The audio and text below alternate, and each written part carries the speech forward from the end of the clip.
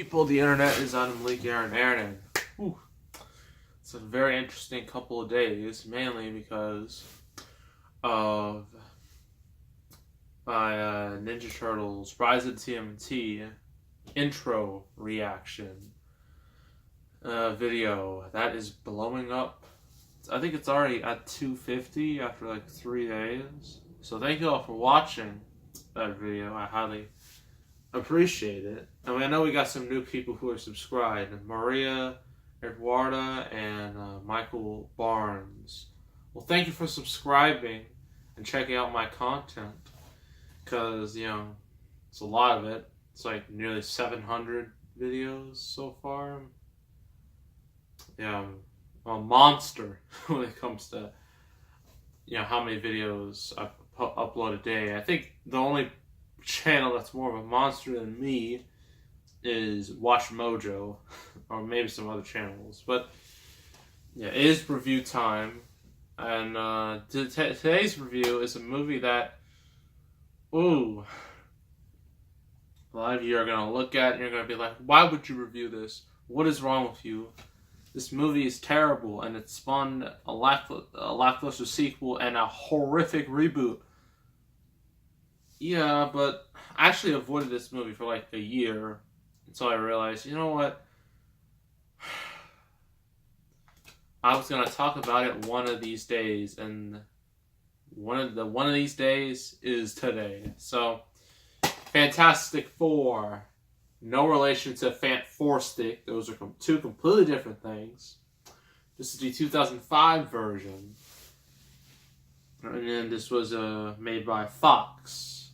And this was like a couple years before the MCU started, before Spider-Man joined the MCU, and now I'm hearing that the Disney Fox deal, the merger, has been okay. I mean, Disney, they had to fight Comcast in order to get Fox, but they did fight them, and they did succeed. So we will see the Fantastic Four in the MCU. Will it be right now? Probably not. Likely no. But likely in the future. So you're probably wondering, well, what's the history behind this? Well, see, in the 90s and whatnot, Marvel was struggling. I know it's hard to believe now, considering how much money they're making, that they're struggling. Yeah, they were struggling hard in the 90s. And so they were struggling so bad that they sold off some of their character rights to certain studios. Like they sold off Spider-Man to Sony, they sold off like Hulk to Universal, and then they sold off X-Men Fantastic Four to Fox. And when the X-Men movie, the first one, came out, it made a lot of money and people liked it, people saw there was money to be made in superhero movies. After the negative stigma the genre had in the late 90s with your Steels, your Batman Robins, it was not a great time. So Fox was like, okay, let's make a Fantastic Four movie. And so here we are. This thing. And while it was a success financially, critically it was not. People didn't like it for a number of reasons. While the sequel to this, Rise of the Silver Surfer, was better, it still wasn't all that great. And it made less money. So, reboot time, and that reboot was such a disaster, critically and commercially, that, well, that series is basically dead. So, good job, Fox. So, yeah. If you want to go read the back, go right ahead. It's all up to you. I'm not forcing you. Okay, let's begin. So, Jessica Alba, Michael Chiklis, and Chris Evans. This is before Captain America, long before Captain America. So enter your Chris Evans, Human Torch, Captain America jokes in the comments. Had a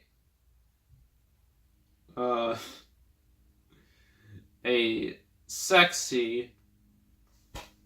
I'm not making this up. I'm not adding words. That's what it says. I'm not Ugh. A sexy, star-studded cast in this explosive adventure about a quartet of flawed, ordinary human beings who suddenly find themselves with extraordinary abilities. Why they have to put sexy in there? I don't understand. I mean, sure, some of you are probably like, oh, Jessica Alba and Chris Evans, like they're good looking, and I'm like, okay, you don't have. I thought this was. I don't even know who this movie's made for. I don't know if it's for adults, for children. I don't even know. I mean, considering how much merchandise they had their own video game, which I might do a gameplay video on because it's really not good. And like toys and whatnot. I don't know who this movie's made for, but it made money, so someone liked it.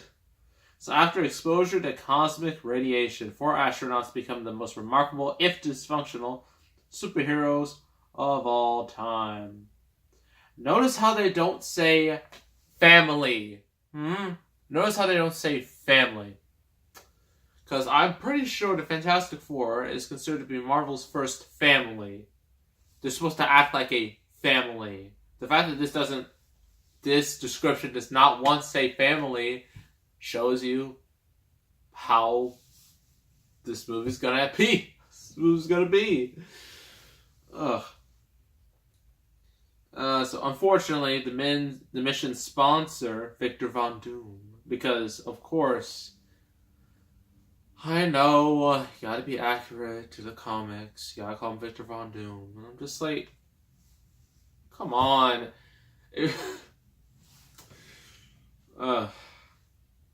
Honestly, it sounds goofy when you really think about it. Their sponsor has also been transformed into the world's most lethal supervillain, setting the stage for a confrontation of epic proportions. Not really. They don't really. I mean, they do a couple things, but it's not even that epic when you really watch it. So packed with non-stop action, awesome special effects. That's a debatable topic. And irrelevant humor, that's a serious debatable topic. Fantastic Four is exhilarating fun from start to finish. So if you don't know the origin of the Fantastic Four, let me explain. You got these 4 people. You got Reed Richards, Ben Grimm, and brother and sister Sue Storm and Johnny Storm. Okay? So they're all going on a trip. And their favorite rocket, I'm not even gonna. That was awful. That was so bad. I'm ashamed of myself. But they're going on a trip to space. I forgot why. I guess I forgot why exactly. I think it was for some research. It was probably research. And so you got those 4 plus Victor Von Doom, since he's sponsoring the whole thing because he has all that money. They all go into space and trying to explore stuff. But then there's a cosmic storm approaching, and they all get affected in different ways. And then that's how we get to Fantastic Four. Reed Richards becomes super stretchy, and then he becomes Mr. Fantastic. Sue Storm, becomes invisible and has force fields, so she's Invisible Woman. Johnny Storm can now turn into fire, and he's the Human Torch. Ben Grimm turns into a rock creature, or a rock monster, whatever, and he becomes the Thing. And then Victor Von Doom has like electric powers, and then his face is all messed up, all metallic, so he decides to portray Victor Von Doom, this man right here. And so yeah. So our heroes have to learn how to adjust to these powers, while Victor Von Doom is about to take over the world, or some stupid plot like that. Oh, pros and cons. Pros. This is tough. Chris Evans and Michael Chiklis, like as the Thing, as Human Torch and the Thing, they're probably the best at their roles. Chris Evans is like Because, like, Johnny Storm has always been, like, a cocky character. Like, he has, like, you know, like, he has, like, a swagger to him. And he could be he's like that annoying little brother who thinks he's so cool. That's him. And, yeah, he plays the role pretty well. And, you know, so is Michael Chiklis. Can never say that name right. That's the thing. Like, his story, like, he had a wife, but as soon as he turned into the Thing, his wife was like, "No, you're a monster. Stay away." I'm like, wow. That's terrible. I mean, look at Vanessa from Deadpool. Like, she stayed with Wade Wilson despite the fact that his face is literally the equivalent of an avocado. She stayed with him, and she even wanted to start a family with him before she got killed, but then she came back because Deadpool used time travel. Watch Deadpool 2. You'll know exactly what I'm talking about. And also, it's really, really good. But, yeah. Some of the... I mean... Oh, this is rough. For Doctor Doom, he's both a positive and a negative. He's positive because this is the best Doctor Doom in all of the Fantastic Four movies. That includes the 1994 movie. And that's also a bad thing because his portrayal is not even good. I mean, if you look at any other medium with Doctor Doom, the cartoons, the games, especially the Marvel Ultimate Alliance, he looks better and he acts more sinister. I don't understand why it's so hard to get him right. Now they're thinking about making a movie with Doctor Doom. Like, that's super risky if you ask me. I don't know why they would do that. What else? This movie, this is also a positive and a negative. It's fun. Not a whole lot of superhero movies these days are fun. They gotta be some of them are really serious. Super serious because The Dark Knight made a lot of money, so every single superhero movie had to be serious. But then the MCU comes along, and then although they don't go too goofy, they don't go off the deep end, they can be serious when they have to, and they can also be jokey and fun when they have to. And that's why it's been such a success. Alright? And this movie does have a bit of fun that mainstream audiences, like casual audiences, like non-fans would like.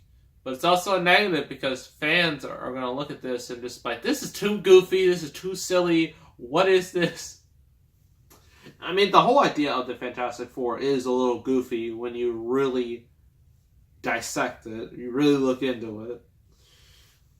But sometimes it can get too much on the humor side and it just becomes ill. Cons. Jessica Alba, look, she's a fine woman, but she should not have been cast as Sue Storm. She was not a great choice. I can only imagine the only reason why they really cast her because you look like a hot Sue Storm. You get the part. Her acting's not particularly great. Her powers are cool, but her acting is ugh. It's definitely not fantastic, if you know what I mean. Iwan Gruffer, this dude, Mr. Fantastic. His acting is better than Jessica Alba's, but not by a massive amount. He's just kind of bland as Mr. Fantastic. He doesn't have much personality compared to, Johnny Storm, even Ben Grimm. Because they both, Ben Grimm has the most character development out of anybody in this movie. But he's just kind of bland. They tried to change that in the sequel where he's using his stretchy powers to dance, and it's the most ridiculous thing you will ever see in your entire life. I really should do the sequel very soon, but I don't have it right now, so that's a shame. The effects. Some are good, some are terrible. And I did like how they used practical effects for the thing. I did appreciate that. Looks better than the CGI version. Definitely better. At least this version has clothes and pants. That version didn't. So it's basically going around in the nude. So at least they did that. Because no one wants to see that. No one wants to see the Thing naked. Trust me. No one wants to see that. So at least this movie got something right. Yeah, a lot of the powers just look really goofy and just silly. It just didn't look particularly realistic, and this shouldn't look realistic. But I mean, this, considering the plot, it shouldn't be realistic at all. And the reboot tried to make it realistic, and it failed horribly. But you need a balance between realism and silliness, and this movie went a little too far in the silliness route. And that may have turned off a lot of fans. Other than that, I think that's about it. Overall, this isn't the worst Fantastic Four movie, that's for sure. But it's not a great movie either way. And I don't get why Fox can't get this right. I mean, they got the X-Men right sometimes. But they can't get the Fantastic Four right, so they need to just get rid of Fantastic Four. Just give them straight. I don't know why they didn't give them the Disney period. You know, Fantastic Four, Silver Surfer, you know, Galactus. Why can't you just give them all to Disney? Like, I don't get it. I don't understand their logic behind it. It makes no sense. But now that they're merged, we won't have to deal with that problem anymore, which is a good thing. So I'm gonna give this a. You're going to hate this, but a 4 out of 10. I know it's one of the worst puns of all time. 4 out of 10 for Fantastic Four, but that's just how I feel, personally. So yeah, 4 out of 10. I wouldn't highly recommend it. If you just do not care about comic books, and, you know, comic books, the lore, the whole series, and you just want a movie that you can just watch in the background for like 2 hours, then I guess this would work. But other than that, I wouldn't recommend it personally. So that was Fantastic Four. The sequel, Rise of the Silver Surfer, will come one of these. No, I won't say one of these days, but as soon as I find it, I'll let you all know. This next review will be a sequel. A sequel to a movie I literally reviewed last week. And it is Cloudy with a Chance of Meatballs 2, a sequel that is not as good as the original. Nowhere close. But that doesn't mean it's terrible. So yeah, that'll be the next review, Cloudy with a Chance of Meatballs 2. So make sure to subscribe, like this video, leave a comment, and I will see you all next time, and I am out.